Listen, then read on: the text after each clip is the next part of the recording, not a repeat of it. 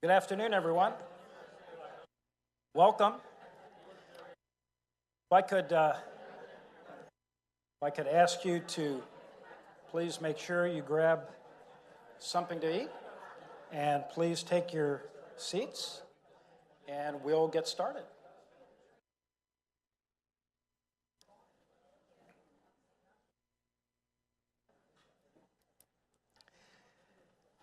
Well, thank you, everyone. This is great. It's wonderful to see people not on Zoom, for sure. I want to welcome you toward a more inclusive 21st century water sector, the opportunities for diversity, equity, and engagement. My name is Dave Feldman. I'm privileged to serve as the Director of Water UCI, and a number of people who I'm going to introduce in just a few moments are really responsible for making this event possible. Before I introduce our distinguished speakers, Dr. Morales and Mayor Khan, and before I formally introduce our esteemed panel, a few announcements and housekeeping measures are in order. First, we are planning for our next in-person colloquium for some time in May, very soon, and it'll be on the theme of climate change and global water conflicts. Where might we be headed? So please look for an announcement soon. We'll have a number of email blasts and other communications on that event. Second, Water UCI has been extremely fortunate to have the benefit of a special events committee. This is comprised of distinguished leaders from a variety of professions throughout the Southland, who since late last year have volunteered their time and their effort to elevate our external public events. They've been instrumental in planning this event, as well as others, and in securing external sponsorship for our entire colloquium series, and many of those results you can see posted here. I want to take this opportunity to ask the members of the events committee to please stand so they can be recognized.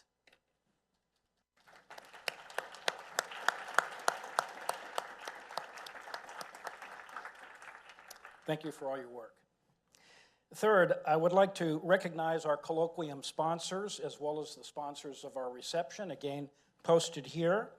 Their investment in Water UCI ensures that we'll continue to provide excellent programs such as this into the foreseeable future.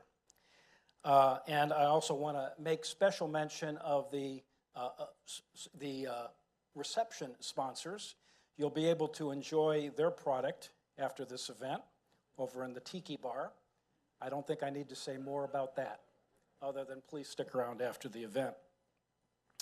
Their generosity, again, is greatly appreciated. And I also am delighted and honored to recognize our leadership board. Again, their pictures are posted and have been circulating on the board behind me. But let's give them a hand. These are people that have contributed to Water UCI for over 2.5 years now.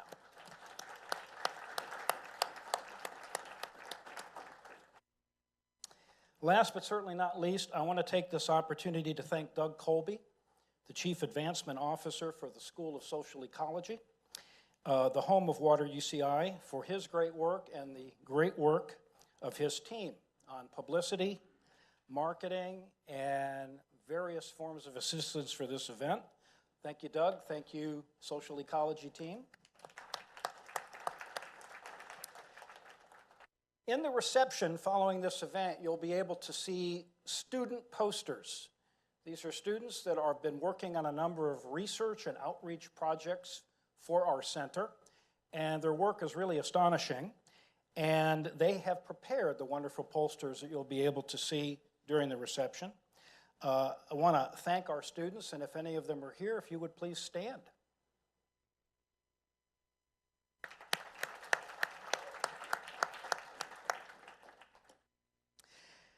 And finally, Dr. Shannon Roback, the Associate Director of Water UCI, for all your wonderful work and unmatched organizational skills in overseeing the range of logistics and planning for this event, including her mentorship of our Water UCI Fellows. Shannon, great work. Thanks. It is now my pleasure to introduce our first speaker, Dr. Joseph Morales. Dr. Morales serves as Associate Director for Strategic Initiatives and Partnerships in the Office of Inclusive Excellence at the University of California, Irvine. Dr. Morales helps to build campus capacity to become a national leader and global model of inclusive excellence. Among his duties are monitoring and advancing student success, deepening and expanding UCI's relations with other minority-serving institutions, and advocating for inclusive excellence locally, regionally, and nationally. Dr. Morales is a former UCI Chancellor's Advance Postdoctoral Fellow. Informed by his own experience as a first-generation and low-income student, he was also a founding faculty member of the Cal State Long Beach Unified School District Ethnic Studies Initiative. Starting his educational path at a California community college, Dr. Morales later earned a bachelor's degree at the University of California, Santa Barbara, a master's degree from the University of Chicago, and a PhD in ethnic studies from the University of California, Berkeley. Welcome, Dr. Morales.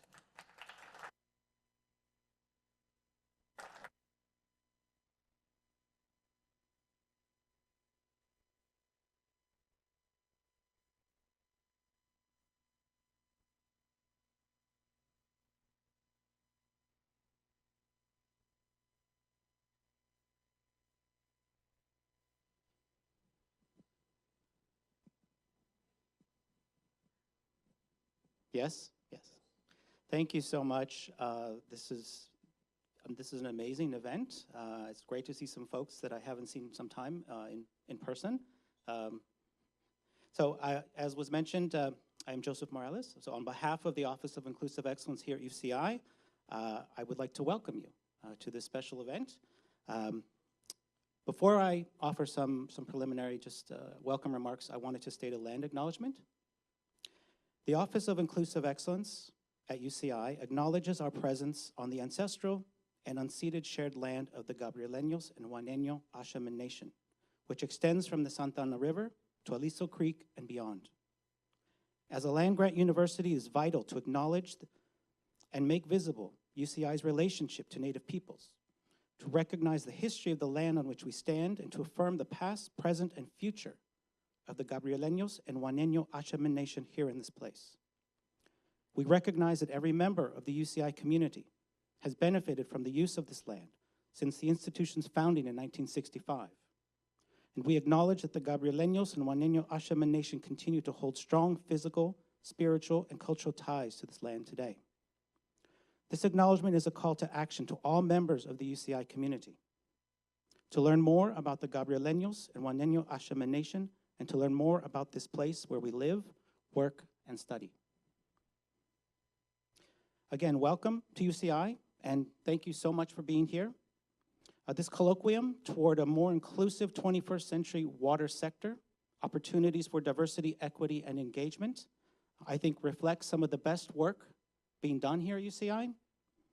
UCI is not only a member of the Association of American Universities, a collection of the top 66 research-intensive universities in North America, 2 in Canada, 64 in the United States. But as far as I know, it may be the only one of these universities to implement a far-reaching vision, such as is exhibited in the UCI Black Thriving Initiative. UCI is also one of a handful, 4 to be exact, of these same top research universities is also an HSI, a Hispanic Serving Institution.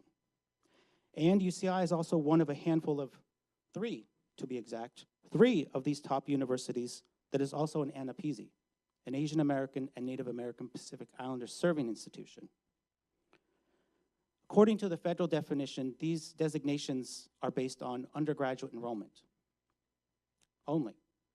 But in their implementation here at UCI, we go way beyond that. And we think about this in terms of what a multidimensional, holistic approach means. What does it mean for graduate students? What does it mean for staff? What does it mean for faculty? What does it mean for alumni? What does it mean for our community? I understand the focus of today's event is how do water agencies in the industry in general better promote a more diverse and inclusive workforce that reflects the needs and aspirations of the society it serves?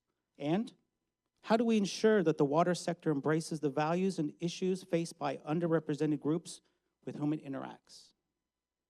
These questions and your participation in this colloquium is one of the ways UCI leads and manifests the aspiration to be a diverse, equity-minded, multidimensional, research-intensive university. Here in Orange County, as one of the UC campuses, as one of the top research universities in North America, and as a global model of excellence that's inclusive. Please enjoy yourselves today. I wish you all the best for healthy debate, dialogue, and conversation. Welcome and thank you.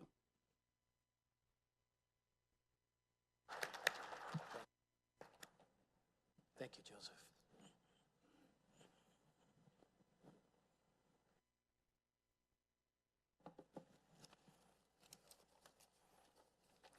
Thank you, Joseph. Wonderful, very inspiring remarks, and a good way to launch our first in-person colloquium on this subject. It now is my great pleasure to introduce and welcome the Honorable Mayor Farah Khan of the City of Irvine. Mayor Khan made history in November of 2020, becoming the 23rd mayor of Irvine.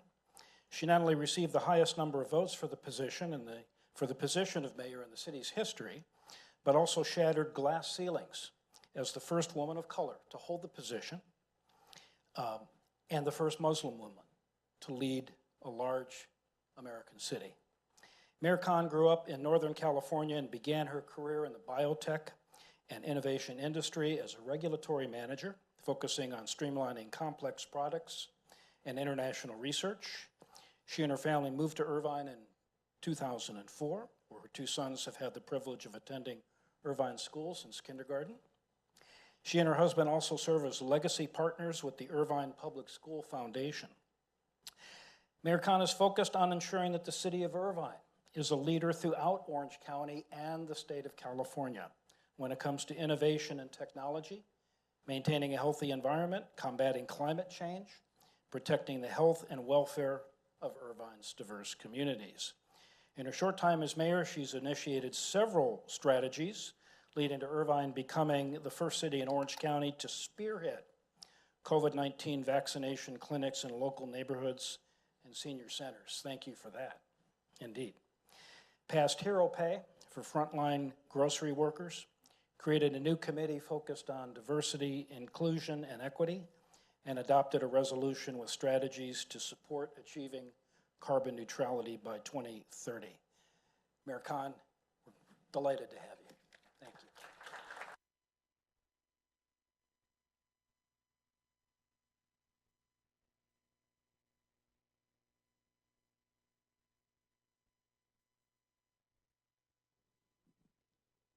Good afternoon. All right, well, welcome everyone. Welcome to the great city of Irvine, and on behalf of my city council colleagues, we hope you're enjoying your time here.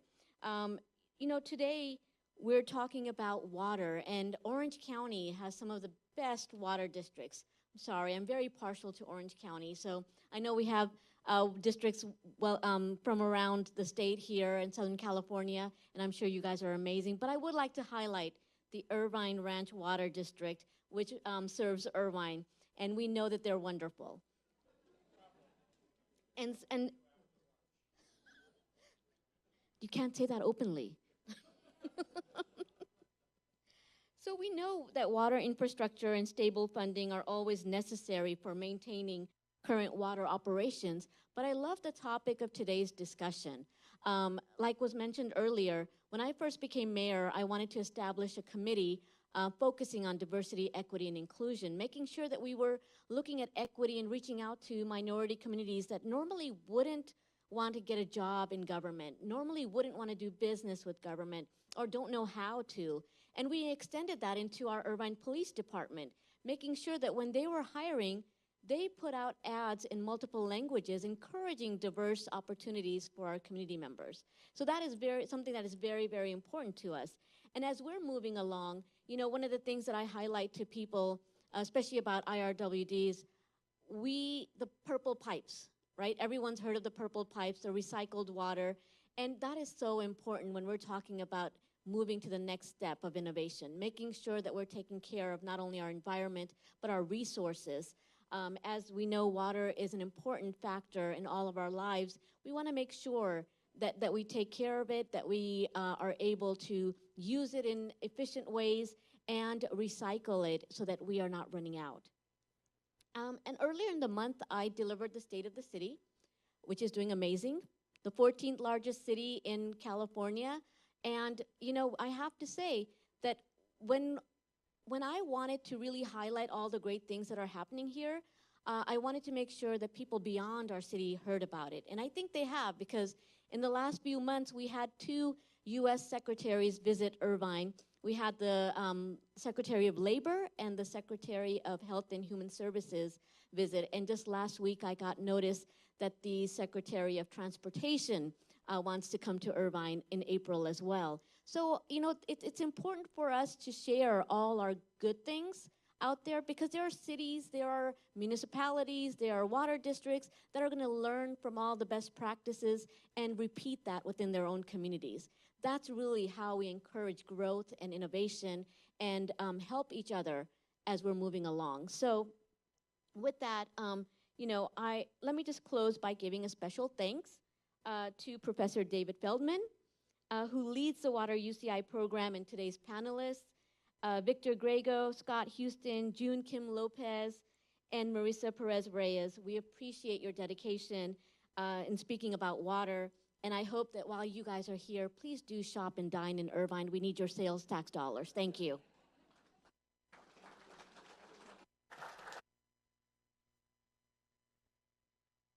Thank you, Mayor. Thank you. All right, one last housekeeping item before I ask the distinguished panel to approach the stage. We have a number of very important guests who represent a variety of organizations within the region. When I call your name, please stand and save your applause to the end. Mayor Carol Moore, Laguna Woods. Director Kay Havens, El Toro Water District. President Kathy Freshley, El Toro Water District. Councilmember Kelly Jennings, Laguna Niguel. Director Pierce Swan, Irvine Ranch Water District. Director John Withers, Irvine Ranch Water District. Director Charles Gibson, Santa Margarita Water District.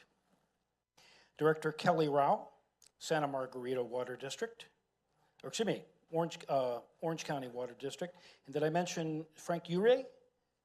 Frank Ure, who is with Santa Margarita Water District. Commissioner Frank Martinez, Long Beach Water Department. Director Bill Moorhead, Moulton Niguel Water District. And lastly, Director Diane Rifkin, Moulton Niguel Water District. Let's give it up for these folks for all of their support. Thank you. I would now like to invite our distinguished panel to please come up on the stage and help yourself to an Adirondack chair. Did I pronounce that right? Okay, good.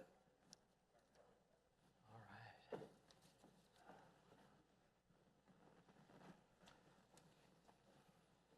June does that.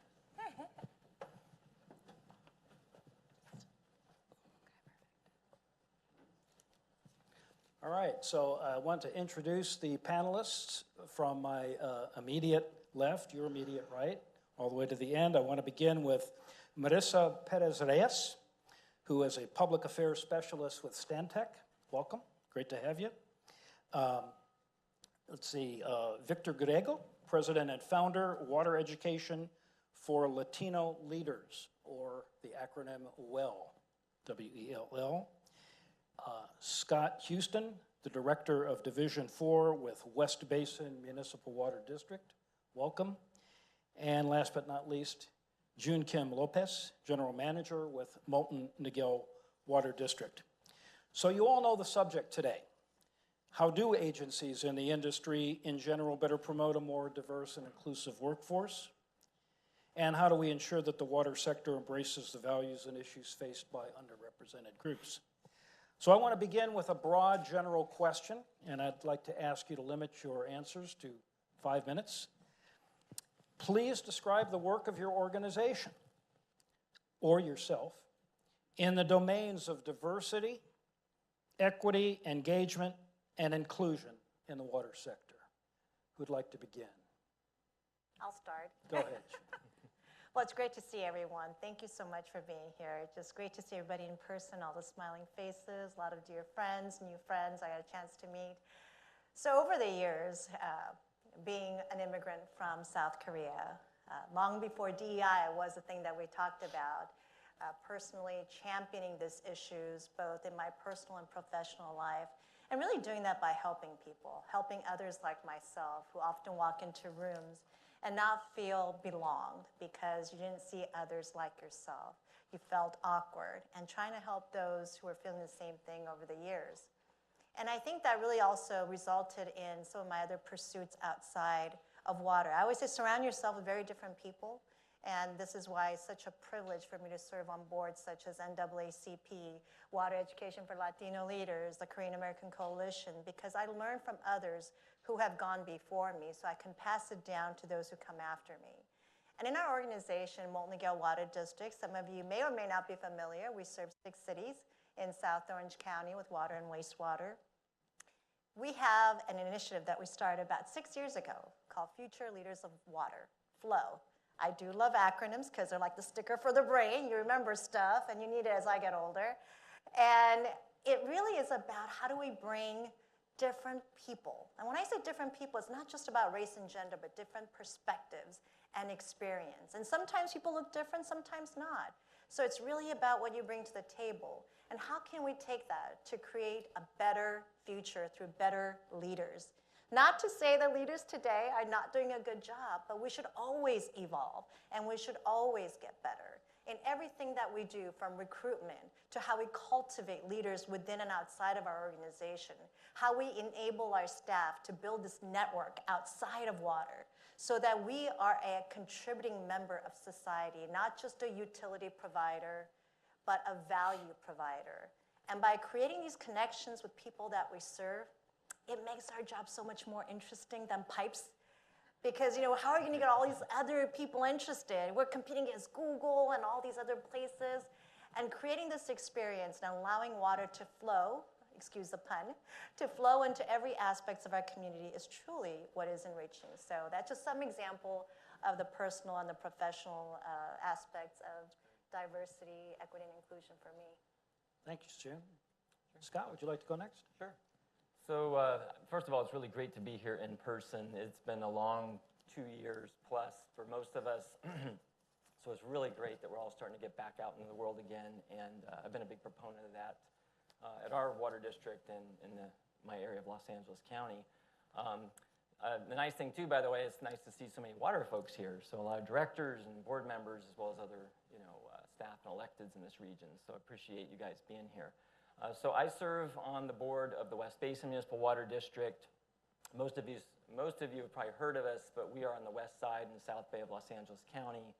We serve almost 1 million residents, 17 cities, extremely diverse gamut, if you will. So you have, for example, Palos Verdes and Malibu and Topanga, some west side communities like Culver City, but we also have Inglewood and Carson and Lenox. So we have a broad array of communities that we serve. And one of the things that, well, first of all, we pride ourselves on being a progressive water district. And when I say progressive, I'm not talking about the politics, I'm talking about more about forward thinking. And so the district, even before I was so fortunate to be on our board, it was leading edge, and it still is leading edge. And so I've been on the board for almost 8 years, and I'm proud of our agency, I'm proud of its legacy, I'm proud of our staff. So we actually, every year we get an annual report. We do have a small staff. It's about 50 employees, but we do track it relative to the greater Los Angeles population. And even in our latest statistics, we track very well with all of the ethnic groups, as well as female and male, statistics of the communities that we serve, but also the greater Los Angeles area. So I think that's really important, and our board is extremely diverse. So if you were to look at the different directors, we come from different backgrounds, we're different ethnicities. We do have just one female at this moment, but the agency I think reflects the people we serve, And then myself included, you know, I am one of the few probably openly gay elected officials in water in the state of California. You know, when I was running, I didn't run based on any of those type of factors. I ran because I wanted to do the work and represent my community. But it is one more thing I bring to the table. And I do represent a very diverse western side of LA County, including the city of West Hollywood. So one of the things I think is so important is when you look at diversity, equity, inclusion, is how does the leadership, of course, reflect, you know, the constituents, the people we serve. And when I say leadership, I'm not just talking about, yes, those elected officials and board members, but you're also talking about your senior management and then as it trails down. So I think that's really important. And that is one of the other things. As a matter of fact, when we do that report once a year at our office with our HR staff, and they present to us, and the board can provide some feedback. But I can tell you, it's been a priority during the time I've been on the board, and my colleagues have asked for it as well, is to make sure we are doing everything we can to reach out to those different folks that we don't normally probably reach out to. And I really appreciate what Mayor Kahn said, because that, I kid you not, in our committee meetings, that comes up. You know, can we, you know, yeah, you're reaching out to, you know, the same job boards and this, that, and the other, but then there's the different organizations that, you know, like if it's NSBE and some others, hey, are we reaching out to them? And so our HR staff knows that's a priority for us, as well as just having a very diverse, you know, workforce that represents us, as well as we're looking now, of course, last but not least, is a lot of people retiring. A lot of people are leaving the workforce at this point, and we have to have our succession plan in place. So all that being said, I think this is the perfect time to have this discussion. And I think that each of us definitely brings something to the table to talk about here. And so I really am glad to be a part of it. Thank you, Scott. Appreciate it. Victor. Good afternoon.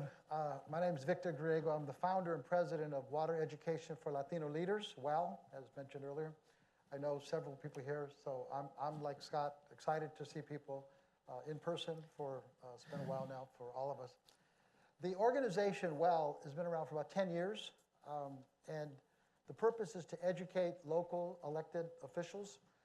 And WELL, we believe that anyone is a Latino leader if your constituency are Latinos.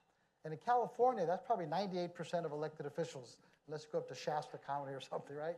So we know that many of our constituents that participate in the WELL programs come from all walks of life. We've got a white farmer in the Central Valley. We've got Asian Americans, Latinos, African Americans, Cubans, Ecuadorians, et cetera.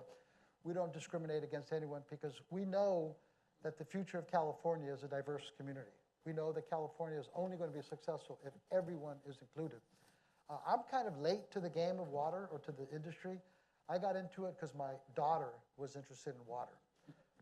When she was getting ready to graduate from college, I asked her, I said, Mija, what are you going to do with your environmental science degree? Because I wanted to work in the future. And I knew that working with my daughter, I would be working in the future. I was never able to work with my father, and I wanted to work with my father when I was young. So I asked her, and she said water was the future of California.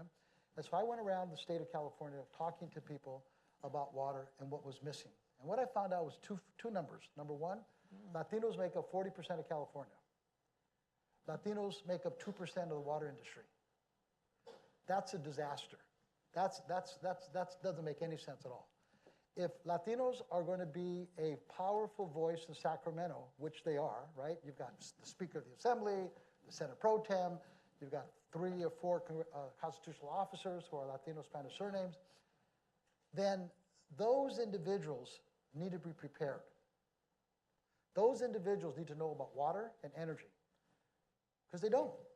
There's a story I was told about 11 years ago. There was a state senator who asked the question, why do they call it groundwater? Right? A state senator. And just recently, a state assembly member said to me, you know, I carried a water bill, and I don't even know what it was. Right?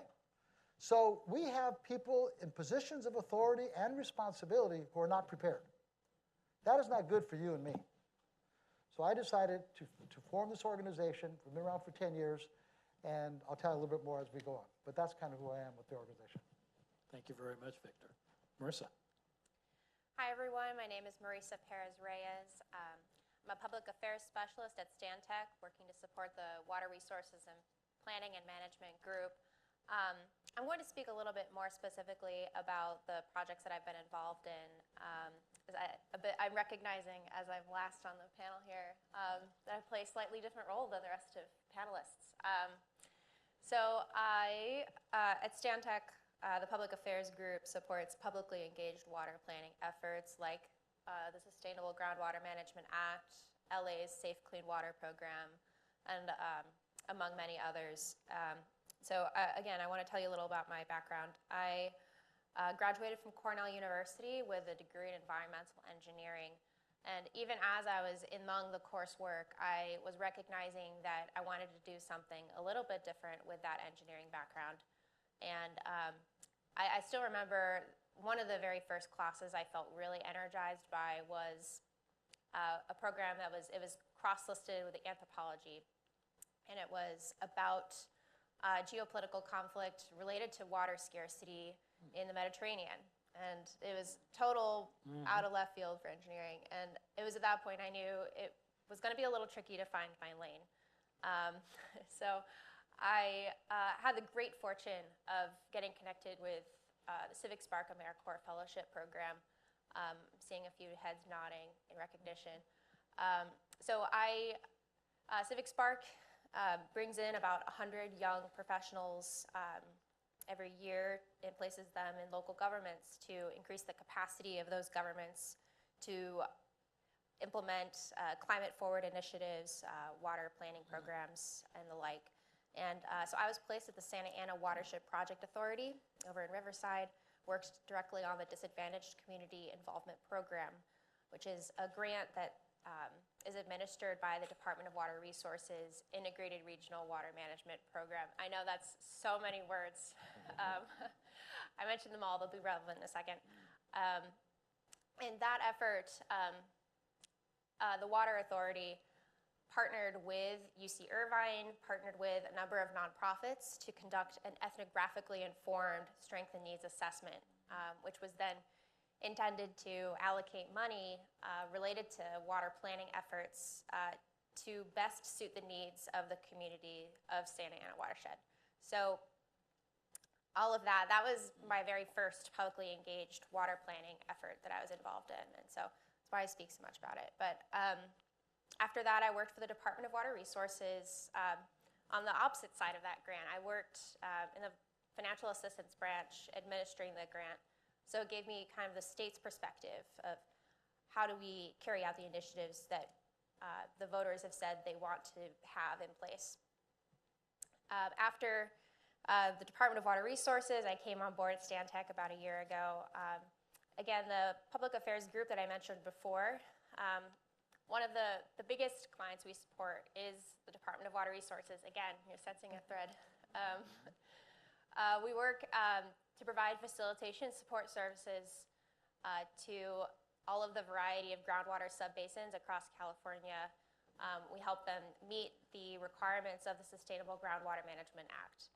So these groundwater sustainability agencies were tasked with developing and then implementing sustainability plans that would bring them into sustainability by 2040 with their groundwater use. So the public affairs team was tasked with providing public affairs facilitation support because SGMA, the Sustainable Groundwater Management Act, I'm going to try to avoid acronyms,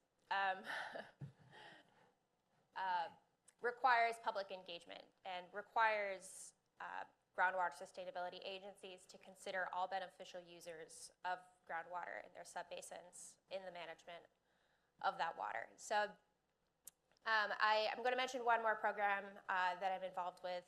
It's the Safe Clean Water Program of LA. That one is another publicly funded effort through Measure W, you may recall, was passed several years ago, developed a dedicated source of funding for stormwater investment. And that's another program that's governed by a variety, there are 9 different watershed area steering committees that vote on how they want the funding to be allocated, and that those steering committees are composed of representatives from water agencies, municipalities, and community groups. So those are a handful of the projects I've been involved with. I suppose you could say in a nutshell, the work that I do is, broadly speaking, geared towards the democratization of water resources. And that effort is accomplished through development of more transparent and accountable water planning frameworks. Those frameworks are becoming more accessible to the public and more responsive to their input, and I'm very excited to be a part of it. So I want to thank Water UCI for inviting me today and looking forward to the panel. Thank you very much, Marissa. Great. So you've all discussed your work in promoting diversity, inclusion, and equity and engagement. So I want to turn to a related question. If your efforts in promoting diversity, equity, and engagement were successful, what would the water sector look like 10 years from now? What would it be doing differently in recruiting, mentoring, leadership development, and interacting with the public? And for good measure, what would a panel on this topic for a future Water UCI colloquium look like? June, why don't we begin with you again?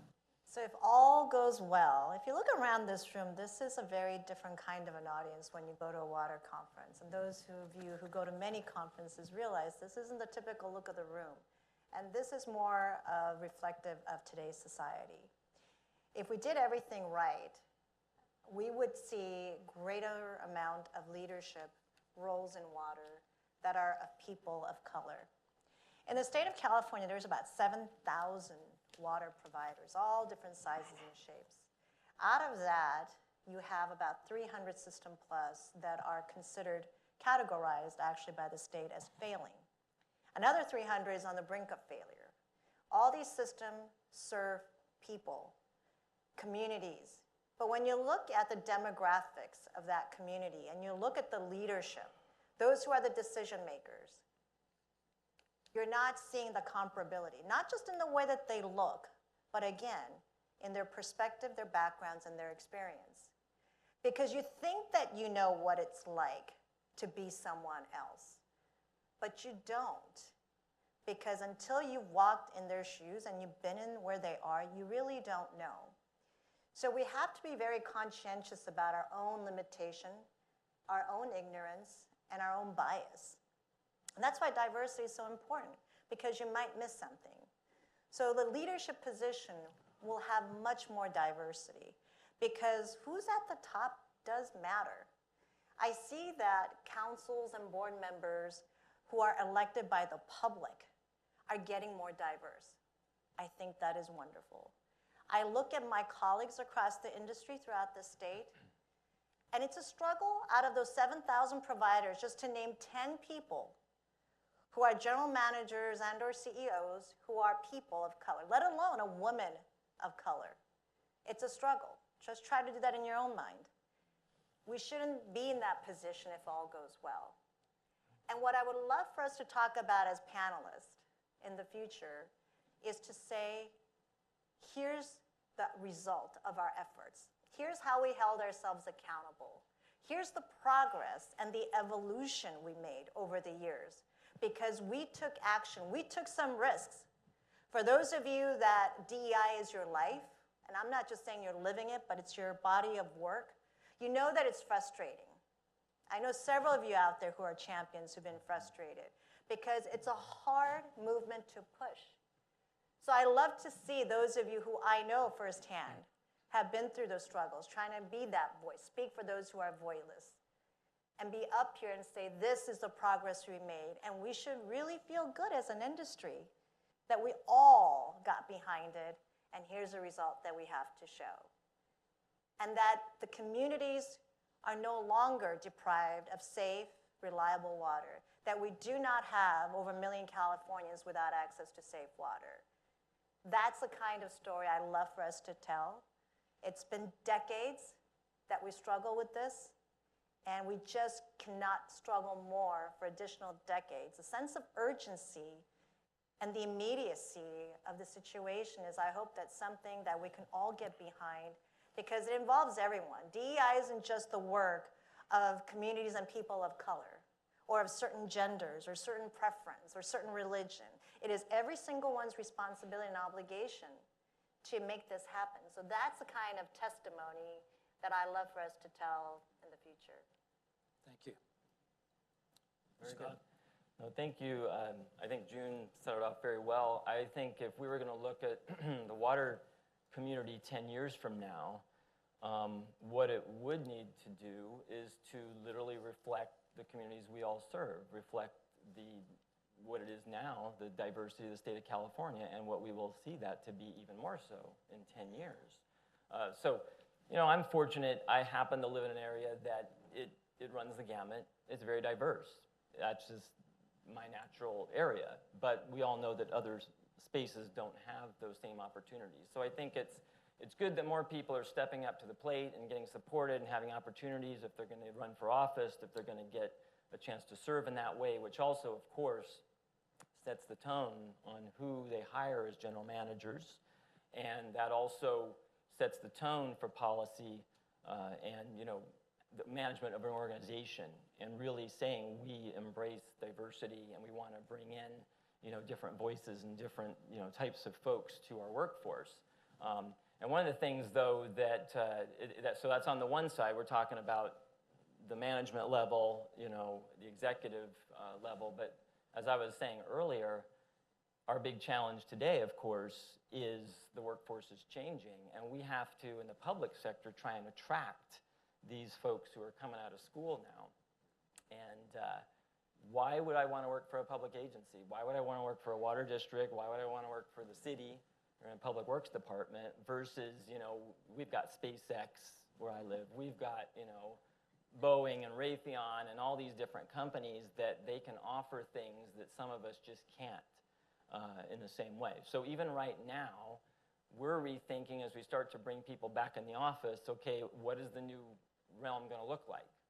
How are we going to do the hybrid thing going forward? That's a discussion right now with our board and our general manager. But then it's like, in the way I think of this, because I came out of the public relations world, so we always look at things as, is it sexy? Is it glamorous, right? And I would say the perception of the water utilities is probably not very glamorous or sexy to people who are not involved in it. Now, on the flip side, you and I all know it's a great industry. I think it's so exciting. There's so much opportunity. And I like to always talk about it when I'm out in my communities, and I'm saying not just for the engineers, but if you're in finance, if you're in communications, if you're in different other job categories, as well as if you're going to look at a 2-year program or a trade or what have you, we need operators. The point being, when the private sector has a downturn, or some of these companies start laying people off or going out of business and some of that other stuff goes away, at the same time, we are essential services and industries. And we're going to have stable jobs. We're going to have, hopefully, stable income coming into our organizations. We have got great benefits. But I think one of our challenges will be, how do we continue to entice, the younger generations to come into this industry and start filling those gaps? And of course, this all goes right back into, diversity, equity, inclusion, saying, hey, this is a safe place to work. It's a great place to work. We welcome you. We want your perspective. And in that, when folks come from different walks of life who had the opportunity to get trained, whether it's college or some other degree program or trade program, but then they come and be a part of that team, and they represent the people they serve. It all works together very well. So I think that if I say, again, 10 years from now, when I go to an aqua conference or some of those other conferences, I would really like to see a lot more colors of the rainbow there, and no one to feel at all uncomfortable in that environment. Great, thank you. Victor? Well, I think the second part of your question was, what would this panel look like? Mm-hmm. I would hope that the panel looks more like Marissa. I would hope that it's young. I would hope that it was women. When I met the mayor, I gave her a thumbs up. A quick story, I'm on a board, about 45 people, and the chair never chairs the meetings. He always picks someone to chair the meeting. And one day I said to him, I said, Denny, why do you always pick women? In front of everyone, right? Just kind of threw it out there. And he goes, Victor, because women know how to get things done. He says, "See, us men, we talk and we position and we do this or that, you know." So I think we need more women. I think we need more young people. I think that's going to be a big factor. The other thing is we have to be prepared. There's two types of leadership. There's two types of representation, descriptive and subject. And I notice in the work that I do, many people get into public office because we need a woman, we need Latino, we need a black guy, we need this. You know, we check the boxes, right? Well, that's only half the game, right? The other game is, are they prepared? Do they have the qualifications? Do they have the desire to learn? Are they curious? It's one thing to represent a community. That's incredibly important. You need to have that political voice, no doubt about it. But once that voice is present at the table, are they prepared to ask the right questions, to get the right answers, to make the right decisions for all constituents? So preparation and education is key in what we're trying to do. The third thing I'd just like to mention on public policy has three elements. It has the science, it has place, and it has time. So the science, we need our professionals. We need our academics, we need the professionals, but we also need the voice from the person who's lived in that community for 15, 20, 25 years. Because they've seen people come and go, they've seen traffic patterns, they've seen industry. So you need that time, people who've been there for many, many years. And then you need the person who just moved in, right, and that place. Why did they move there? What do they find attractive? What's going to keep them there, right? So public policy needs that kind of public participation that Marissa's so involved with, and that's why we need more of it. So I believe that in the future, if we do our work right, and boy, do we have to. Boy, do we have to. Look at the crisis on energy. Look at the crisis on water. Our state, as great as we think we are in trouble. We are in trouble. So we will have to be prepared. Thanks. Your turn. Yeah. I know. It's all in you. It's all on your fellow- shoulders. She's going to lift us up now. All set up for you. No, my fellow panelists have done a wonderful job of answering this question, and I won't be able to speak as much to the staffing level, although I would say if we want to get to the future that my colleagues have described, we need to support young professionals more. We need to provide better on-ramps for them to enter these spaces, and we need to learn how to acknowledge and embrace the diverse sets of experiences that they bring with them. If I'm being honest, a lot of the times that I'm afforded a lot of advantage because I have an environmental engineering degree and I enter these water spaces. However, some of the most valuable voices you will find to this topic of increasing diversity and equity in outcomes related to water planning, they're not engineers. You know, one of my, the co-fellow I was working with at Santa Ana Watershed Project Authority had an English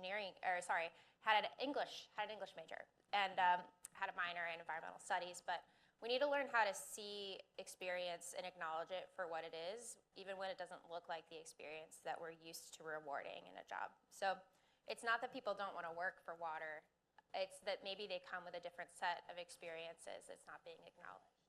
So in addition to that, I would say I can't tell you how valuable mentorship has been for my experience. Even just being there for your colleagues and even people outside, it's so important to provide resources and train up younger staff. And then I did want to speak really briefly. I think we'll have another question about related to public, but I think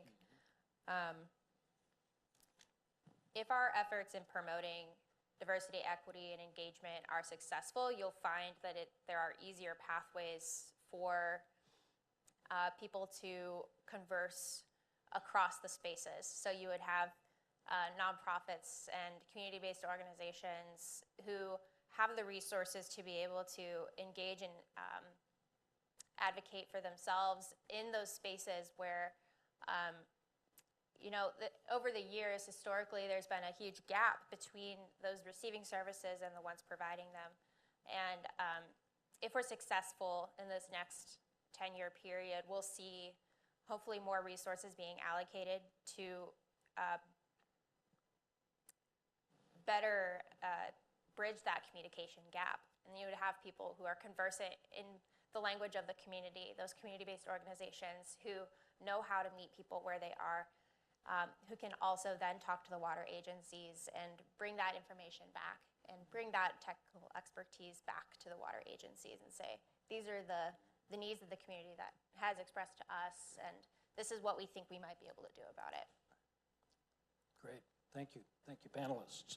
Well, indeed, we've talked about embracing diversity, equity, and engagement within the water sector. And now I'd like to turn to outside the water sector. How does your work help us ensure that diversity, equity, and engagement with external stakeholders is promoted? In short, how does your work ensure water justice? June? But you can't do it alone. We're all connected at some point or another. So that's why it's so important to reach out beyond the water sector, to talk to people that have nothing to do with water. And what you'll find is that you actually have a lot in common. I work with homeless sector, building sector, real estate, academic institutions, and it's really great to have all these different experiences come together. 8 years ago, our agency started a nonprofit called California Data Collaborative. It was to bring big data solutions to water challenges. We got to work with Netflix, Amazon, we worked with Microsoft, we worked with people that we would never even talk to. We worked with other countries like Denmark because the language of technology and innovation brought us together. That was really that moment where we said there is so much that we have in common, that we have to work together. So because we go outside of the water lane and seek partners everywhere all the time, and sometimes people kind of laugh at us or maybe laugh at me, but how will you know until you surround yourself? Because you don't know what you don't know. And that's a really important part because we need their help, whether it's organized labor, trades, academic institution, hospitality. You know, when I look outside here too, there's different generation. There are families here. There's Mo and his daughter Melissa. There's Ed and his son Gilberto. And there's Efren and his daughter Amber. This is important. And they are not in water. But we can't do our job in a vacuum. So by reaching out to these different sectors, to different generation, that's how we bring the best and the brightest into our field and into our organization. I spend a lot of time just going to a lot of different things because it's how you meet people, putting yourself out there. When UCI said they're doing water, raise my hand, I'm part of it because I know UC Irvine and a lot of these campuses have really smart students that get poached early. I didn't even realize that smart students get drafted and recruited October before they graduate. Obviously, I was not one of those students, that's why I didn't know that. So I'm like, we can't wait until April and May to go to these campuses. Like, I gotta go inside deep and get to know everybody and take these opportunities to talk about water so I can grab all these talents and make it exciting. And yeah, I name drop, I say Amazon, I say Netflix, just so that they get interested. If you're a gamer, coder, bartender, artist, I don't care who you are. There's a place for you in water. And then now you kind of get them interested. And then bringing in all these different people makes our industry better because ultimately our job is to serve our community. It's not about ourselves, it's not about control, it's not about governance, it's not about me and the ego. By projecting out and seeing what we can do for others, that's how we've been able to attract the best talent. You know, for a while, and I still think we are, maybe minus me, we have the youngest executive management staff in the industry in California, if not beyond. You give them the space, the opportunity, and the safety to be themselves. And I find that a lot of my generation look at Marissa's generation and say, well, they don't understand their work ethic, and they just, But what I realize is we're actually getting better as human beings. They have a sense of purpose. You know, when I was growing up, it was like, you know, make money, go to school, do this. There's like these achievements rather than purpose. And I see the next generation being much more compassionate and much more tolerant and accepting. So I would say bringing all that into the water industry, that's why bringing it and putting yourself out there and the work that we have done in these other spaces that felt risky at times have paid off in dividends. And now it's creating a movement. And we hope that that just continues to grow. And I really appreciate the work that Professor Feldman and UC Irvine has done to bring this issue to light and focusing on water, because they can focus on a lot of different stuff, but giving us this platform and the opportunity will be a tremendous service to our communities. Well, I think external stakeholders beyond our own organizations and our own silos are extremely important. And so on the one hand, I can speak to it, of course, as an elected person, because that's one whole avenue. But one of the things I always think about, and I talk about this at West Basin all the time, is we are a part of the community. So the water district is a part of the community, right? You've got the city councils, you've got those city governments, you've got the county government, you've got school districts, and you've got the water district. And so one is, we are a part of the fabric of the community. And it's very incumbent upon us to be very visible and present within our region and the people we serve. And so whether you're a board member, whether you're the general manager, whether you're another staff person of some capacity, it's real important that we are out there showing up.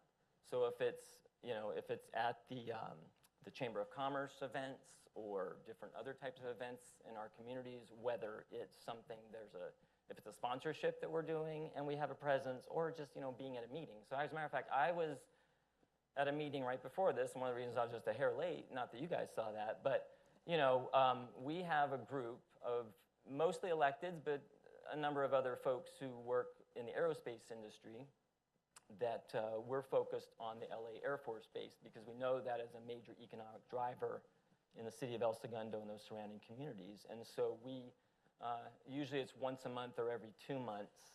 And by the way, this morning was the first in-person meeting we've all had in 2 years. So that was just amazing for us to be together. But my point is when you get in a room just like this one, where you have folks from different sectors, I think the water community, we need to be there. And by the way, I walked in, I made some really good connections, because there was one of the school principals, and they've got a wonderful robotics program there. And I wanted to I've been trying to work to build that relationship with that school district, because when we work with Metropolitan on our Solar Cup program or some of the other things that we get to do, and again, trying to entice these young people into water as one of those career opportunities. So back to this, I think one, it's so important that the water community, we have to be out in the community, not just in our office or down at the plant, and that's all we do. Yes, we're vital to making things function, but we have to be out there representing. And so along those lines, one of the things I really push hard on at West Basin, and of course the pandemic slowed that down, is I actually really like it when our younger staff get to go to conferences. If we have extra ability to send them to a conference, even just to attend, let alone if they get to speak or be on a panel, I encourage that. Because I want them, when I was young and got out of college and I worked in, some of my first jobs are more on the corporate side, and junior staff never gets the opportunities. It's always the senior staff. It's always the, everybody else. They get to go do all this stuff, and you don't even know it exists. And then when you get to a little higher up on the food chain, then you understand it. So what I try and do in my life is to make sure that I'm at least allowing or giving folks opportunities that I didn't have. Even though I didn't even know I didn't have those opportunities, but I'm saying, it's detrimental, I think, to their growth. And so I try to make sure that that's a big part of what I advocate for as a board member, and then in other circles in my life, is how do we, bring people into the fold, give them opportunities, and help them, as well as, lastly, of course, I think we all know this, you probably learn more by failing than the first time you succeed. And so, you have to give people that chance, and you have to give them the tools and resources, but know that, they might mess it up this first time or second time, and that can be acceptable, because those are some of the best lessons you'll ever learn. So again, it's part of just getting out with those different external audiences and stakeholders. That's tremendously important for those of us in the water sector. Thank you. Victor? Well, I think the work that WELL does is that, Professor Feldman, because we train and educate local elected officials, primarily city council members and school boards, We've expanded to water district directors, which makes sense, but we initially didn't go to water directors because we figured, well, they already knew what they needed to do. Well, we soon found out that's not the case. Many of them, as I said earlier, get on for other reasons besides having the substantive experience. So I believe, Professor, that the work that WELL is doing is that we're outside the traditional realm of water. We deal with city council members, supervisors, school board members, so that they can understand water policy in California. So that's number one. Number two, we've recently been asked by the California Latino Caucus to educate their members on water policy because they're saying that there's so much legislation. As a matter of fact, Anatole has been part of those briefings. Jose Solorio, who I see walking around, he's been part of those briefings. June has. And so we're having conversations with Latino legislators in Sacramento on California water policy. And one of the members made an interesting request of us. He says, tell me how water is integrated with housing, transportation, healthcare, because we have 35 legislative committees in Sacramento.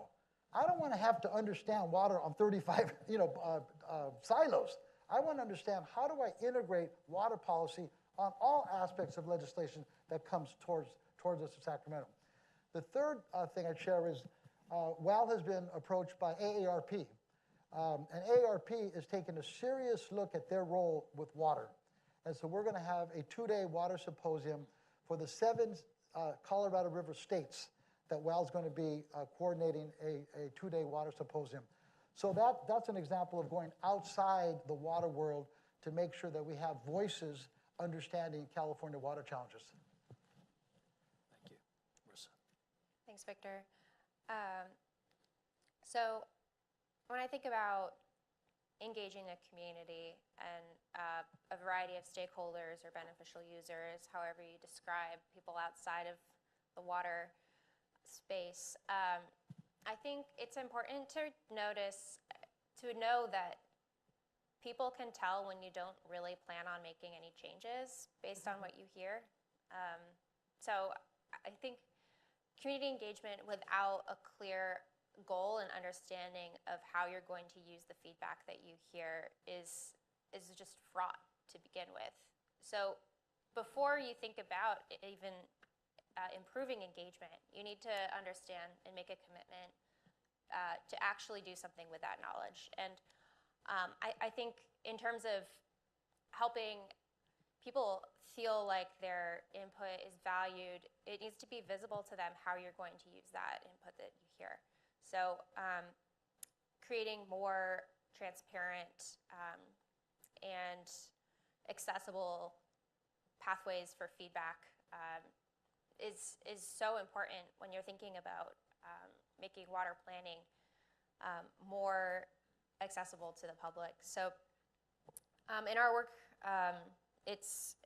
community engagement it's really daunting for those who haven't done it before, and especially challenging when, lost my place, apologies.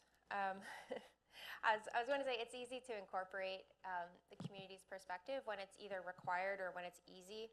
And as a facilitator and in the work that we do at Stantec, we think about those real challenging situations where community engagement isn't the easy thing to do or it's not required in some cases.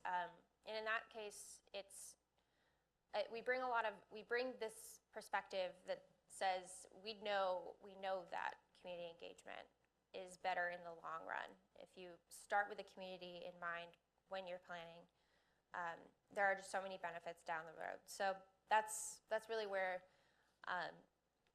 that piece kicks in at the end. So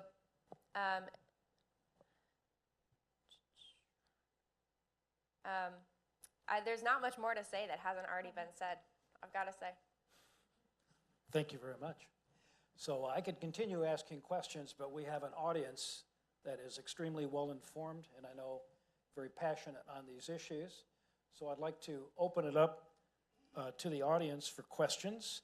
I believe we have a couple of microphones that we're going to circulate. Doug, is that correct? We do. So if you would like to raise a question with any or all of our panelists, please raise your hand. We'll come around. And then if you would please state your name and your affiliation. Yes? Hi, good afternoon. My name is Preeti Guman. I am with the LA County Sanitation Districts, and I'm really happy that we're having this session. Just a little bit about my background. I went to University of Illinois at Urbana-Champaign and University of California at Berkeley. I'm a civil engineer. Those are the top 2 civil engineering schools in the country. I graduated 25 years ago, and I was promised equal opportunity. I was promised the community needed people like me. I was promised, we need soft skills and leadership. And when I look around the country, we literally have 5 general managers at water organizations that look like me. Now, when I went to Berkeley, we had 50% women graduate. So I'm wondering where all these women went. Now, we know where they went. 70% of women for the last 30 years who earn engineering degrees leave. Bachelor's degrees leave the field. And we know why they leave. They leave because of work culture, specifically workplace incivility, meaning people who actively try to make them fail and who harass them. Pew Research reports that 80% of women in male-dominated fields are harassed at work. And we also know they leave because of workplace inflexibility. So I think with COVID, we have a huge opportunity to change these things. If we really want change. I've sat in these rooms for 30 years, hearing the same stuff. So I think some ideas I have are leadership accelerators. Because why would a young person join your organization if their leadership doesn't look like them? We've recently had several women of color leave, women engineers leave, because leadership doesn't look like them. Now, Jacobs Engineering just came out with a new strategic plan. 50% of executive leadership is female, 3 of 8 board members is female, and every senior manager has performance metrics. If we're going to compete in the public sector, we need to meet those metrics today. Yet, there are June is an exception. So we need to think about when people come in our organizations, that's what they're looking for. They're looking for leadership that looks like them. They're looking for diversity of thought. So, we all have DE&I plans, but I'll admit, I think they're lipstick on a pig. I don't think we're going to get to where we want to get until the C-suite and the executive management wants it and shows that they want it. So that's my comment, and I've worked in the industry a long time. They can't spell my name. They can't pronounce my name. Really, is a young person I don't need little kids to follow my path. We need to retain the people who are already here and promote them into leadership roles because they're ready, but they're not in the old boys club. And I want to Thank you respond for to sharing. that. Please respond. Yeah. Because there's a lot of important points that you made. So before I got into water, I was a police officer. And in terms of the harassment, people wanting you to fail, setting you up for failure, telling you can't do something, holding you back, that was the first time I felt it in law enforcement. And then I come into water, another very male-dominated venue, so I felt that as well. So it's not an uncommon thing. We sit here, we talk about this, everything seems good right now with me, but as Victor always says, June, you don't tell enough of the story, and that is the story. What I encourage people of all ages and all walks of life is, I say this before and I say it now, you just gotta outlive everybody. You gotta outlast them. I'm not going away. There's multiple times in my career, people thought, there's no way she's gonna make it. Yeah, her career's over. I thought that too myself. But it was, I think, just because I'm stubborn and ignorant sometimes that I just didn't realize, well, I'll just go somewhere else. I'm like, no, I'm just gonna stick it out. I'm gonna stick it out. And I think that's part of the resiliency that we all have. And I think for those who are not experiencing that story, when you see someone next to you experience it, we have an obligation to do and say something. I didn't really realize this until the whole Asian hate thing happened. Now, I have been discriminated for being a woman, for being Asian, Korean, awkward, fat, all throughout my life, for all these different reasons. But I never quite understood that level of discrimination where someone didn't want to sit next to me, where someone would say foul things to my mother, where I had to worry about my mom walking down the street. Then I understood. So I've always been a vocal person in, speaking and defending those, but it just created a stronger resolve. And I think that's part of the DEI action that we could do, is that we all can do a part. And I like the accountability. I like the goal setting. It may sound very of a stretch goal, but at least you can measure and hold yourself accountable. So set some goals so that you can actually check yourself. And without these kinds of outcomes that you have, right, it is all talk.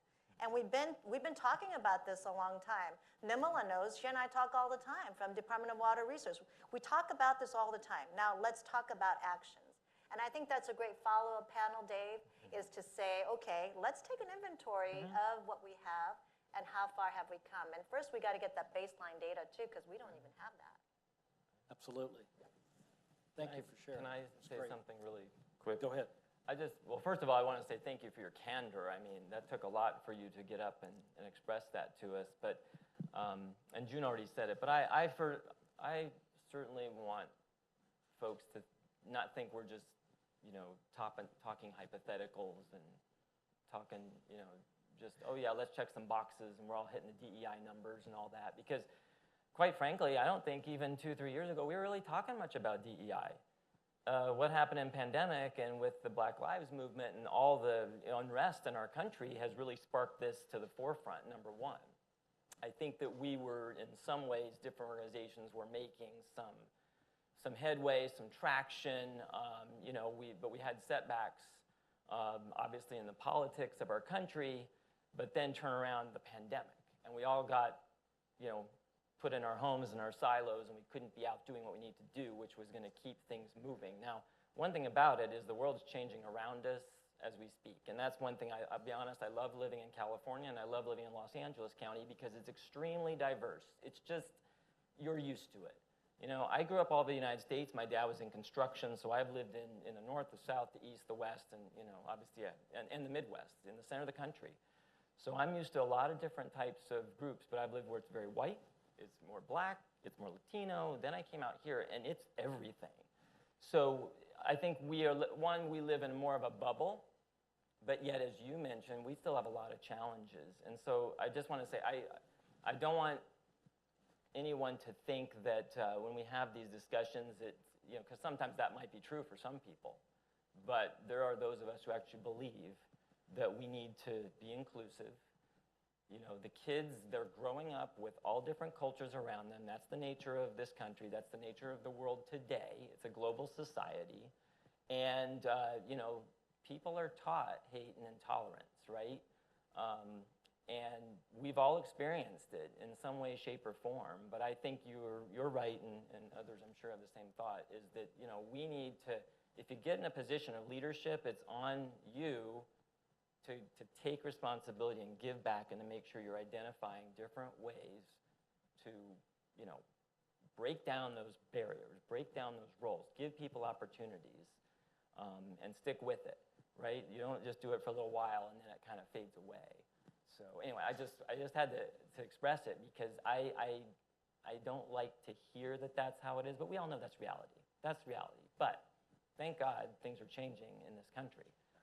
But we do have a lot of work to do. We still do have a lot of work. Victor, Marissa? No, other question. Okay. Another question? I think we saw a hand up. Yes.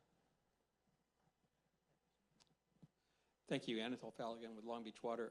A question that was put to the panel about 10 years forward, and you were describing a vibrant situation where the water sector, water service providers are more reflective of the community it serves. So I want to put a hypothetical to you. In 10 years from now, the sophomore in college, the 19-year-old that's thinking about this vibrant sector that they want to be a part of, they're 9 years old today. So what would you say from that perspective do you think we all need to engage in, given the fact that the vibrant situation you want in the future is in the power of somebody who's 9 years old today? I'll take that first. how many are familiar with the LA River and the soft bottom and hard bottom of the LA River? The debate has been going on for about 40 years, right, to get rid of the cement. Right. Well, Anatole, those the Corps of Engineers were 9 years old when they started thinking about that challenge. So to your question, I think what is discussed at the dining room table with 9-year-olds today will be reality in 20 years. We're setting the table now for what the actions are going to be in 20 years from now. So if we're talking about, someone mentioned earlier, the purple pipes and capturing the stormwater, cleaning up before it gets to the, all the progressive topics of the day, those discussions are happening in dining room tables, at carne asadas on Saturdays, at soccer games, at churches. They're happening not right now, right? So I think that's going to happen in 20 years from now. I was going to add to the conversation. It goes to, how do you imagine that change is affected? So change doesn't happen unless people demand it in most of these scenarios. If you're thinking 10 years down the line, we need to change things now to bring, so that there's room for those young 9-year-olds to even have space to talk at the table. And I think when you're thinking about change management, and this goes back to creating that vibrant workforce, are you creating spaces that reward change, or are you creating situations where staff put themselves at risk for challenging assumptions and challenging the way things have been done in the past? So when you're thinking about what is drawing young people into these spaces now, it's a motivation to make a real tangible difference. And I think one of the big frustrations, and California and water in California specifically, is such an exciting place to be. I think there's so much change happening right now, and it's really exciting to be part of it. But you find that pace of change differs so much depending on how that change is being carried out, and how accountable to the public are those frameworks that are happening. I can think of so many different like water-related challenges that we have that are moving at different paces. You mentioned the LA River, and that's on such a longer timeline, such a longer time scale than so many of these other more flashpoint situations with wells drying and being immediately replaced. So the time scale of these things matters as well, and thinking about, well, what do we need to change now so that people are ready to come into the space when they're trained up. Great. Scott? And I would say just meet them where they are. We go into the schools, we make opportunities. If it's just even a one child, we've had GM for a day, where we had a 14-year-old who was autistic come and be general manager for the day. And we open these moments up because it spreads the word. Wow, what happened to so-and-so? And they did that, they offer that. I've gone into schools and been principal for a day. It's just like an open door policy. So have an open door policy, expect people to come to you, they're not gonna come to you. You have to actively seek it out. You have to go where they're at. You have to make the work interesting. So one of the things that we're doing at work, that a lot of people are coming into the gaming industry, a lot of people that we want. We don't have enough operators operating wastewater treatment plant. So one of the ideas inspired is we're doing a little short film. We're doing the real operators of Orange County, right? And showing that, not the gossipy side, but again, just something more like, and showing how people, if you're a gamer, if you're this, there's this line of work that's in there for you. Even if we have people that were bartenders that come into our work, and so just showing that connectivity and appealing to them and making it exciting and speaking to their needs, not about why I think it's a great thing to be in water because of the infrastructure that we do and the lives that we, no, but making it towards something that they are interested in and flipping the script. Really quickly, I think, and you stole my thunder, but what I was thinking about really was it's that hands-on ability. So if it's a kid who is 8 or 9 years old, I think the education community is trying to adapt very quickly around us and trying to realize, what are the skills we're trying to teach young people to actually get them into the workforce and get them jobs. And I'm glad that the education community is finally sort of figuring this out, and we're all talking about it. So if we're talking about that pipeline from elementary up to high school to college, or maybe not college, different programs. But all this being said, back to this. So 9 or 10 years old or 8 years old, and we're in the water community, so it's the perfect time. You get these kids engaged, you get them excited. We need to have, in our case, if we didn't have staff, whatever, our staff need to be down at that school, doing presentations, doing hands-on projects. We're blessed at West Basin. We got a recycled water plant in El Segundo. We bring the kids to the plant. They get a field trip. That sparks interest. They take that information home. I know not everybody has these opportunities that same way, but back to my whole point is we also have our water harvest once a year. And one of the things that they try to do is have some sort of an interactive thing, like if we have, reptiles or whatever. I mean, these kids, they're so hands-on, and if they see it, they feel it, it's tangible, then they're going to be interested. And like June said, even if it's 1 or 2 kids or 5 kids out of maybe 30 or 40 that showed up, but that's the way you're going to get them engaged. And I think that's what's going to help us in the utility sector, both water and power, and probably, and gas. But all that being said, these are industries that people, they don't know about them firsthand. They hear about them.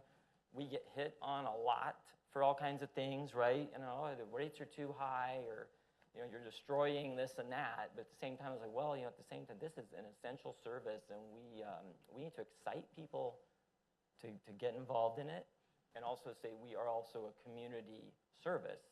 Without us, none of this other stuff would happen. And so it's great to be a part of it, as Marissa was saying. I think Gilberto had a question. So my name is Gilberto. I'm an innovation engineer for enterprise automation.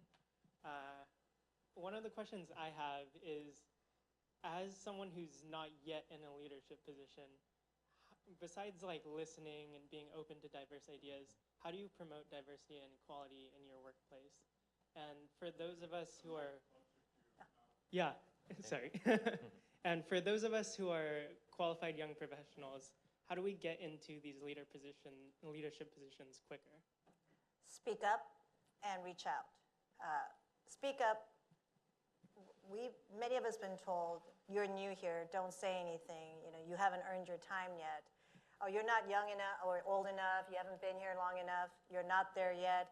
I always encourage young people, disregard all that, speak up. If you get flack for that, look for jobs somewhere else, because you can find a job somewhere else. If you find yourself comfortable, you're probably not in the right place. Always, discomfort is not a bad thing. That's why I wear heels, keeps you sharp. So I would say speak up and say to your supervisor, to those around you, say, I like to initiate a group, a committee, an innovation committee, or a diversity committee. I like to be part of that project because I really think I can learn from that.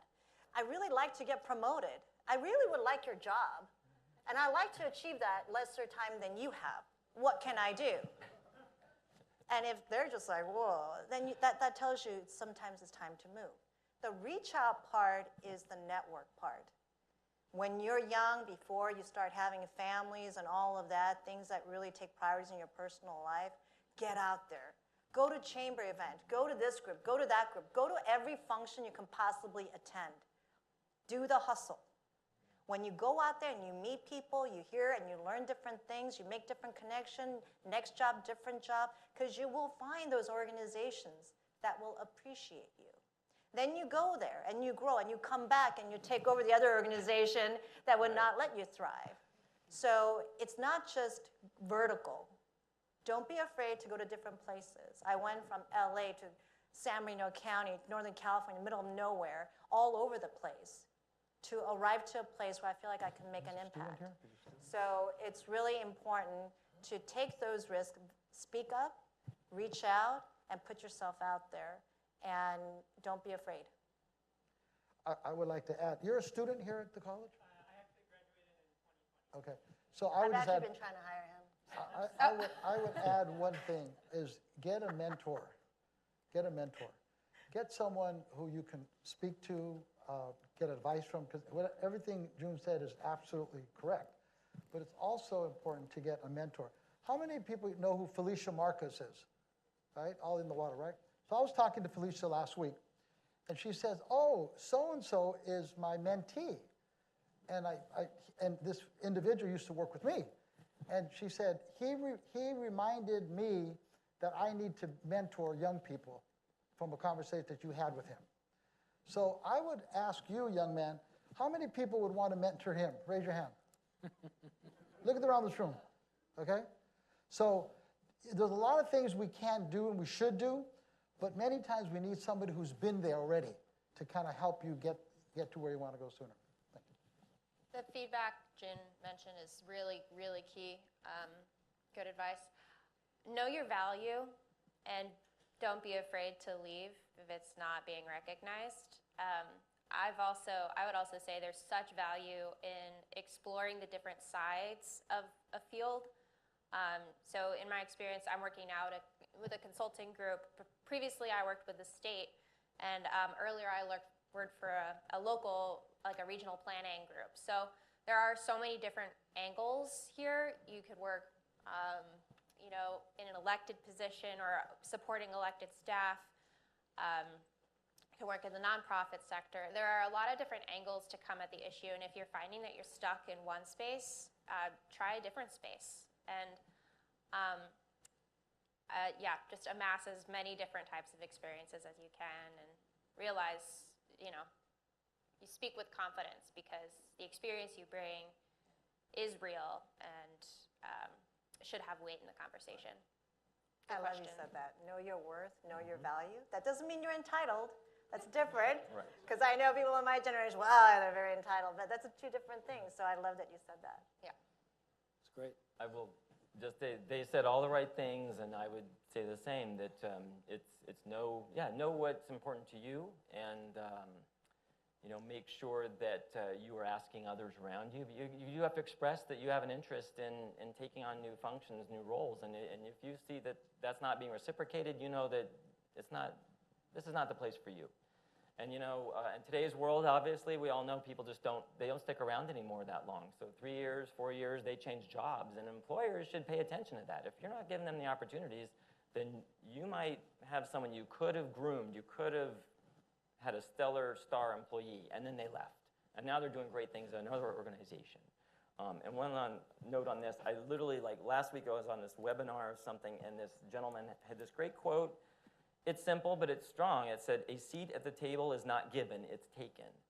And he was talking about folks who, like all of us have been there, oh, wait your turn, you'll get your chance.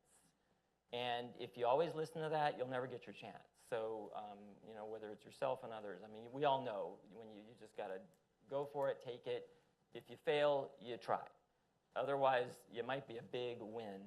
It might be a big win for your life and your career. So that's a very important, I think, lesson for people getting out in the workforce right now. Time for one more question. Over here. Not really a question, a comment. Hi, my name is Alma, and I just want to publicly recognize Victor because he was a big mentor to me when I was executive director at WOW. So thank you, Victor, because I know he's been a mentor not only to folks like myself, but throughout the state of California, and really to young Latino men to help them understand policy, water policy throughout the state.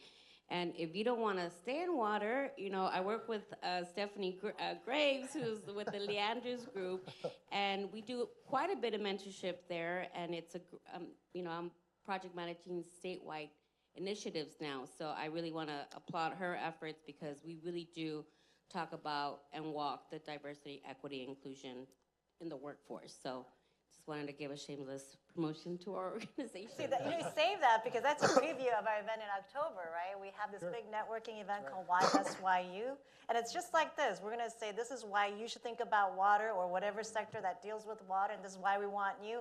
I love this. When we fight over talent, that's what we should do. And you can have more than one mentor. And we should not be afraid to impose ourselves as mentors, even if no one asks us. No, because it's true. And sometimes I talk about meet people where they're at. Gilberto never asked me to be a mentor, and I just took it anyway because I'm like, there's talent.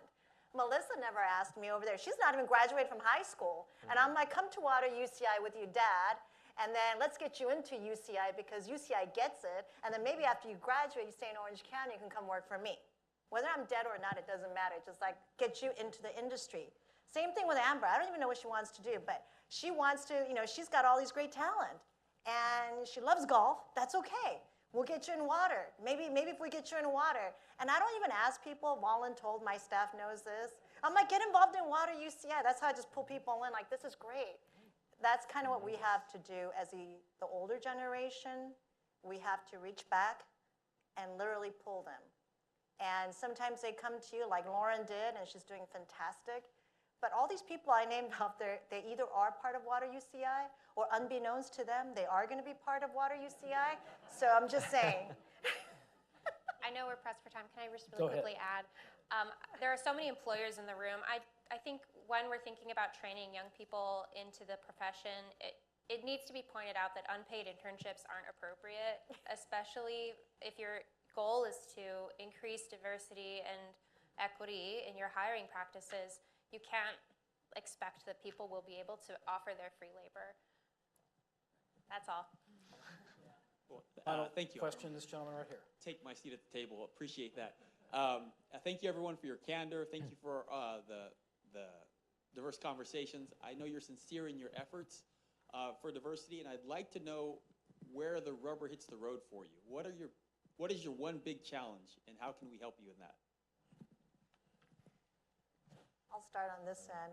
The big challenge is the fear of change and ego, and right now still the upper top management in these organizations, they talk about it, but they're not doing enough about it. And what I would put forth to elected officials who hire the head of your organization, take a look at how you're hiring. The same flyer, same recruiting firm, X amount of years of experience, these degrees preferred, blah, blah, blah. You can take 10 different flyers and see the same thing. But is that what creates a culture? Is that what creates a safe environment? We're very proud that we have a top workplace in Orange County and in USA. But what are the skill sets that we should look for? Is it just about tenure? Because then you're just saying that young people can't be general managers and or CEOs. So I would invite anyone who's hiring to revisit that, because it's always been in that place. Because until people in my position take up diversity, equity, inclusion as a priority, even as an elected official, you're going to find resistance. And I've seen that in my career. Before Black Lives Matter, before the social unrest, before just 3 years ago, I would sit in rooms and talk about diversity, eyes rolling. I'd be ostracized for bringing it up. That has nothing to do with what we do. We provide water. We have the momentum, but now we need the people in those leadership positions to push the ball forward so that as an organization, you can be successful. So to me, that is one big sort of an accountability measure that we can do. And a takeaway is to really look at who we're hiring. That's a tough question, but I would say I think one of our biggest hurdles just in general, well, what we don't want to do is fall into the trap where we think we've done enough. That's probably what I would fear, right? Okay, we've had the conversation, we've set a policy, maybe some organizations even hire, a DEI position, and we check certain boxes, but at the end of the day, it's kind of like, well, what does that all mean? And I think that is the big question for all of us, because right now, everybody's jumping on that whole bandwagon, and that's a little bit fearful to me, because it's too bad certain circumstances led us to that point, but so be it. At least we're here. We understand that this is a big deal for our region, our country. And of course, sadly, every state's going to look at it differently. Every jurisdiction, if you will, is going to look at it differently. And some people, like June said, they literally roll their eyes. They don't really care, and that's too bad. It's very sad. And that's why people kind of want to come out here. They want to move out here. They want to move to other urban areas where they're going to feel accepted and where they know the organizations appreciate them. So I guess first and foremost, we have to keep doing what we're doing, but make sure that we're not just doing it to fulfill some goal and check the boxes and not really live it. And I would say, because, you know, and most of you, I'm sure, parents, and it really doesn't even matter, you know, each of our own ethnicity. At the end of the day, you want the best for your kids. You want your kids to, you know, grow up and be accepted for who they are and whatever they end up wanting to do, and not be ostracized in any way, shape, or form. That's the goal of this country we live in. So I wouldn't want to fall into that trap or that hurdle that we feel like we've done enough. Hopefully we won't even have to have these type of conversations someday. I mean, that's really idealistic, but ultimately it should just be inherent. It's inherent in who we are as a people, and that would reflect in our workforce. Well, I would say two things. One, leadership matters. To June's point, if you have an elected body, then that body's got to be, you know, interested in diversity, interested in making sure that all voices are heard and all voices are at the table. So I think that's number one, that leadership matters at the elected position and as well as the general managers or CEO positions. The second thing is I was fortunate enough to work with Cesar Chavez, the founder of the United Farm Workers Union, and he said, you don't lose if you don't give up. So if this is a goal for personally or professionally, you just don't give up. You keep doing it every day. You keep talking about it. You keep acting on it. And you make sure that you surround yourself with people who want to do the same thing you do. So it makes it easier instead of trying to do it by yourself. It's a great question. We don't have time to talk about all the obstacles there are, but I think one of the biggest obstacles is the minimal requirement is often not what is actually fair or just. And so when everything is, you need to consider the incentive structures that build the systems that we have in place right now. And if organizations and agencies aren't incentivized to increase diversity, equity, and engagement in their work, that work isn't really going to be done. Or if it is going to be done, it's going to be done differently in different spaces, which is fine. But it's one of the biggest challenges, I would say, is rising to meet that gap. And there's, again, too much to say about it, and we're short on time. But I really value the question and the conversation. Well, the good news is when we retire to the reception, and our panelists will be there, and we hope all of you can join us, you'll have an opportunity to continue the discussion, so please do that. Before I thank our panelists, I want to recognize Danielle. Danielle, if you could just stand. Danielle did a project for us this past year on workforce development in water, conducted a survey, and I think you're also, I know your poster's on display, and did you want to say a little bit about that?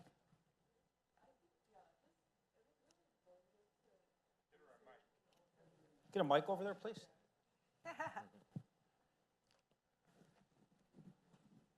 Get my workout today.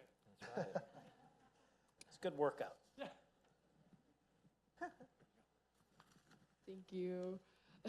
Nice to meet everyone. It was just really informative to do the survey.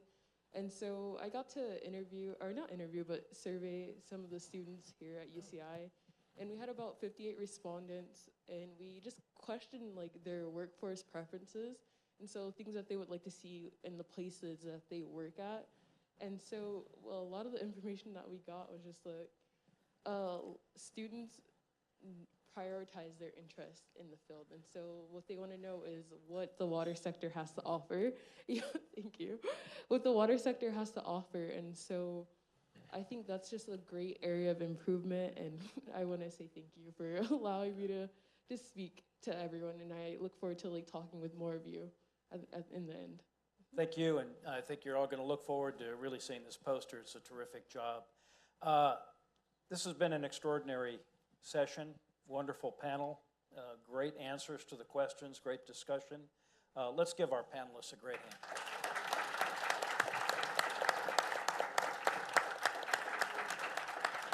Great moderator. And let's retire to some liquid refreshment. Yeah.